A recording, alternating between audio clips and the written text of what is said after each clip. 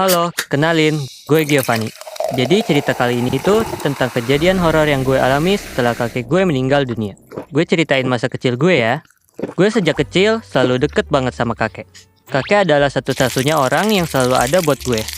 Di saat bokap nyokap sibuk kerja, kakek bukan cuma sosok yang lebih tua, tapi beliau sebagai pelindung, guru, dan teman curhat gue. FYI aja nih, keluarga gue Katolik dan kita selalu percaya sama Tuhan.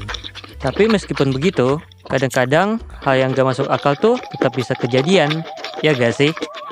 Jadi waktu itu sekitar seminggu setelah kakek gue meninggal, gue sedih banget. Di balik kesedihan kehilangan kakek gue, ada beberapa hal yang janggal. Bayangin aja, piring di atas meja makan dalam kondisi rapi, tiba-tiba itu piring jatuh sendiri. Padahal gak ada yang nyenggol. Tapi nggak mungkin kan angin bisa segitunya? Nah, yang paling serem itu, di hari ke-7 setelah kakek nggak ada, gue kesurupan, cok. Ya, serius. Menurut orang-orang, gue kesurupan iblis. Gue ngerasanya benar-benar gak sadar apa yang terjadi waktu itu. Katanya gue ngereok. Badan gue gerak-gerak liar kesana kemari mencari alamat. Hahaha, gak ya? Terus, gue teriak gak jelas. Orang di rumah sampai manggil orang pintar buat ngusir setan dari badan gue.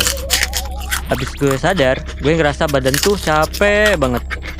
Rasanya kayak abis dihajar berkali-kali.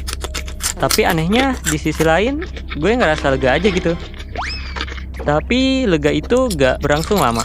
Karena pas gue lagi cerita sama keluarga tentang apa yang gue alami, tiba-tiba gue ngeliat sosok anak laki-laki di pojokan ruangan.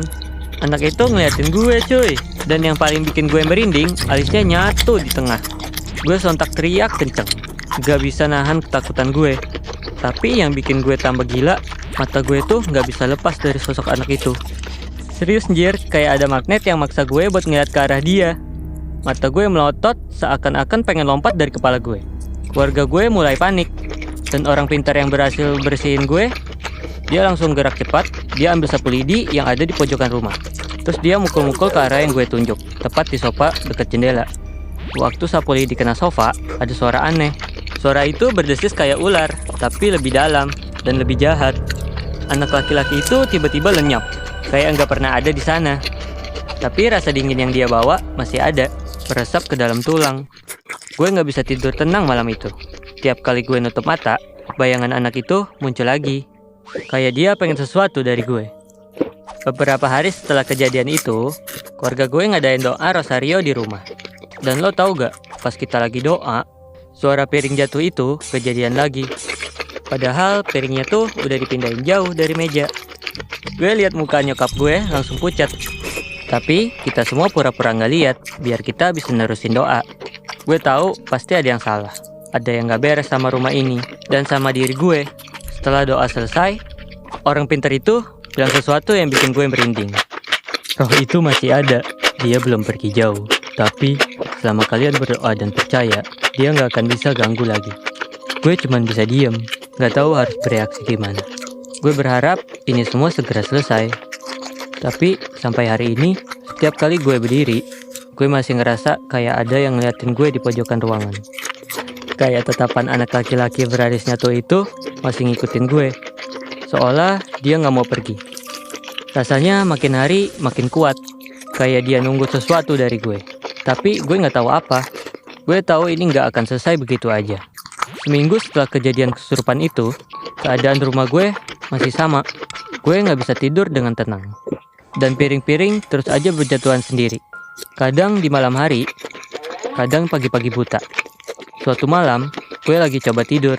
Dan tiba-tiba, gue dengar suara langkah kaki di luar kamar gue. Gue kira itu bokap atau nyokap yang lagi bangun buat ke kamar mandi.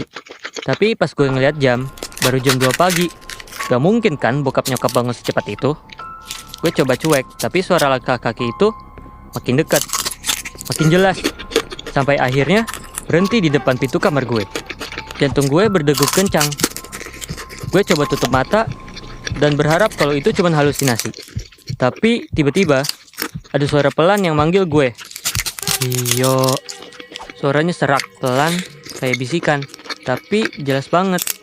Gue langsung ngebuka mata dan napas gue tercekat. Gue beranikan diri buat nengok ke arah pintu kamar yang udah gue kunci. Dan pintu itu perlahan kebuka. Gue langsung duduk dan tahan nafas. Berharap itu cuman angin. Tapi lo tahu gak apa yang gue lihat?